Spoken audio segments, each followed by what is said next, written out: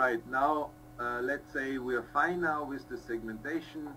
So what the next step then is that we just perform the finite element analysis. We click on this button here. What the software is doing, it's now cutting down the wall and the thrombus into small finite elements.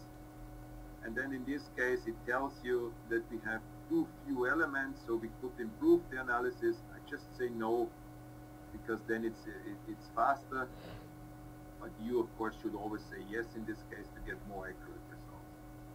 Now comes the dialog to define in which region we actually want to do our segmentation, our finite element computation. And let's say we're going to go to the bifurcation here and say let's fix the aneurysm here. Here it's supposed to be fixed. And then let's go to the renals. There's the second one. Here, let's fix it here. It's also indicated here in this viewer where you're gonna fix the aneurysm. And within these two green lines, you then perform the finite element analysis and gonna compute your properties. Just say yes, and then it will take a few seconds in this case because it's a small aneurysm and we use a very coarse mesh. And then if this bar is here, we're gonna have our results.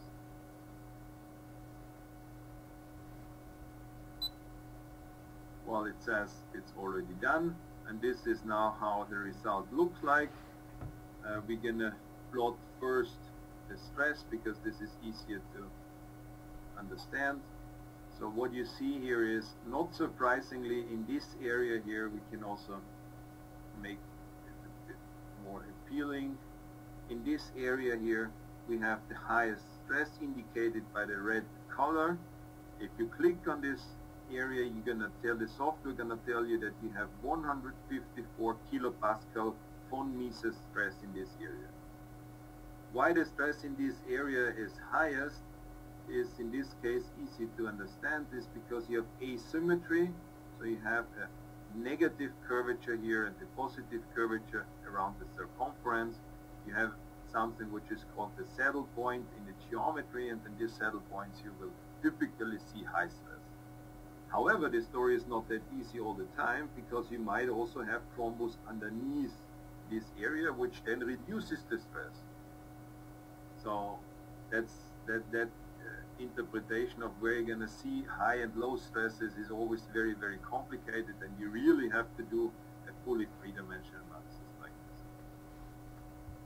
Now let's go to the next property. This is this rupture risk index, and this rupture risk index is distributed all over the wall like that. Again, we have here in this saddle point area the highest risk of rupture, and the risk index is 0.3.